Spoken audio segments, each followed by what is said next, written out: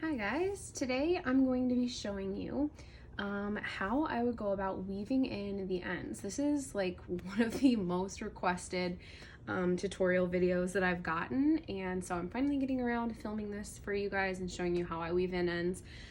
This is not to say that mine are perfect or that this is the only way that you should be weaving in your ends or your tails for your projects, but this is just simply my technique, what I find that works for me, and yeah, so I'm going to share that with you guys. So what I have here, if you saw my last video, it was showing you how to do the bind off for the top of the Stockade beanie, and then how to do that invisible join and then weave in the end here. So what I'm going to show you guys now is how I would go about weaving in my other yarn tails, the one I have here from my original cast on edge, and then the ones on the inside. So I'm going to turn this beanie inside out and kind of just flatten it out a little bit. All right, so I've got these two tails to weave in here, and then I have the one from my brim. And I know that weaving in ends is typically like everyone's least favorite thing ever, but I'm weird and I actually somewhat enjoy weaving in ends because then it's just like when you're finished, you get that sense of like accomplishment and completing your project. And my favorite end to weave in is the tail for the brim. So I know I'm weird, but so I'm going to show you guys how I would go about doing this. So I'm going to thread my yarn onto my needle, and then I'm going to start with this one here. And so what I like to do is kind of just give it a little bit of a tug and make sure that the V of that stitch is like looking good and it's not like too tight, or the yarn isn't like too loose. And so then I'm just going to give that a little bit of a tug, and then I'm going to go ahead, and what I like to typically do, and I'll try to show you guys here close up, but what I like to do is I like to weave my tail through in a zigzag pattern following my stitches. So what I'm going to do here is I'll start wherever I already see purple, all right, because I want it to kind of match the yarn that I used as I was knitting, if that makes sense. So what I'm gonna do here is I'm gonna start out, so this is coming right from here, right? So I'm just gonna start, and I'm gonna bring this needle right through this loop here, because you can see underneath is where I had another knit stitch from the beginning that was with the resin purple yarn. So I went through here. All right, now I'm gonna follow this stitch and I'm gonna go through this next loop here. And so I'm gonna kind of just work in a zigzag pattern, maybe like 3 or 4 times, and then I'll come back the other way. So I'm gonna go through here, I'm gonna go back through here. And so what that's going to help with, if you're continuing like doing this through sections where you have 2 different colors, as long as you stay with that yarn color, when you see the beanie and it kind of stretches, you won't see that other color through. Like for instance, if I were weaving this through up here and you were to stretch those stitches, I would see that purple yarn that I wove through this marble color. And so I want it to be somewhat hidden. And so this is the technique that I feel like, you know, works good for me. So I'll go one more time.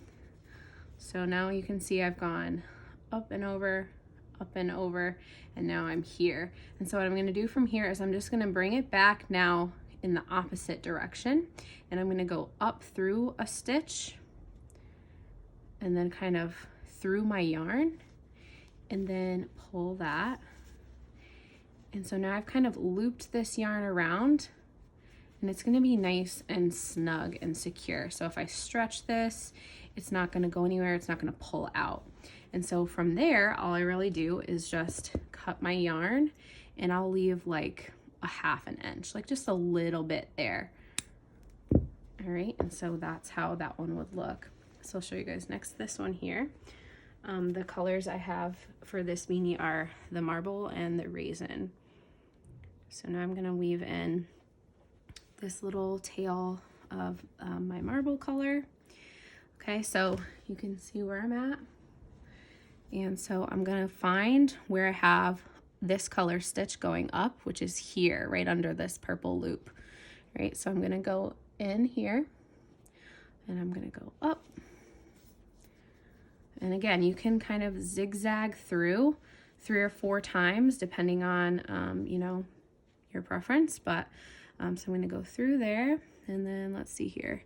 This is one of my floats. Sometimes I'll like to just weave my end through some of the floats too, so we're gonna do that. So just showing you guys variety. So under this purple float here, and then I'm gonna kind of go through this marble stitch. All right, really the goal here is for it to look, you know, sort of invisible, so that when you see the work from the front side, you're not really seeing that tail. So now I went up, I'll go back through again, this time from one of the floats, which is just this looser loop. It's not really a stitch that's facing on the working side. It's just the floats from carrying those 2 colors throughout my work. All right, so now I'm here. And then what I'm gonna do, I zigzagged this way. So now I'm gonna loop back through the opposite direction and up. So I'm gonna go from here. Let's go through this piece here, and then back through that loop. And then I'm going to pull that through. This is quite a short tail to weave in, but that's okay. So now I've gone down, around, and then up. So this is pretty secure here. And then I'm going to cut that. And then I saved my favorite for the end. All right, so this is my tail from my original cast on. And I'm gonna weave this through my brim. Okay, so what I like to do here is I'll find where that yarn is coming through, and then I'll kind of pull on it a little bit and make sure that it's nice and even and snug. All right, so this is what I do. This might not be the best way to do this, but I find it's effective. So I'm gonna bring my tail, I'm gonna bring it through this first loop here, and then I'm gonna put it through my tail. I'm gonna pull that, and then I'm gonna pull this all the way through. So now it's kind of smoothed out that edge right there. And then I'm gonna bring this over. I'm gonna just come straight over to here. So I'm gonna go all the way up and down one of my knit rows from the inside. All right, so this is my favorite part. So I'm going to flip this around here so it's easier for me to see. So now I'm gonna bring my yarn needle through. This is the fun part right here. I'm gonna go loop, loop, loop, loop, loop, loop, all the way up. See, it's fun. I told you, weaving yarn tails can be fun. So I'm gonna bring that all the way through. I'm gonna pull it, but not too tight. I want it to be able to look seamless and the beanie to be able to stretch and not have that tail be pulling on anything. All right, so now I'm gonna bring it straight across, and I'm gonna do the same thing going back down.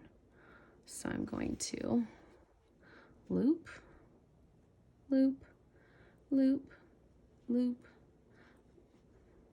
loop, baby, loop, all the way to the very last one, and then pull that guy through. All right, now here's where you wanna be careful that you're not pulling too tight. Okay, so I'm just gonna pull, and then I'm going to stretch this way just a bit. So then I can stretch, stretch, and make sure that it's not too tight and that it looks the same as my other knit stitches from my ribbing here. All right, and then I'm gonna cut this tail pretty close to my work. And then that is it. So that is how I weave in my ends, and we'll turn this inside out. Flatten it out a little bit. So let's see here. This was my side here. This is where my first row was, and then This is where I wove in my ends here. And then this is where I wove in my brim tail. So there we go. Weaving in ends can be fun. So there is a finished stockade beanie. And I hope that you guys found this tutorial helpful. Like I said, I am not the all-knowing expert on this. This is just my way of weaving ends in. And I would follow that same zigzaggy looping down and back for any of my beanie styles is typically how I would weave in my ends. So comment and let me know if you guys have any questions about weaving ends in, and hopefully this helps you. And I hope you have a wonderful day.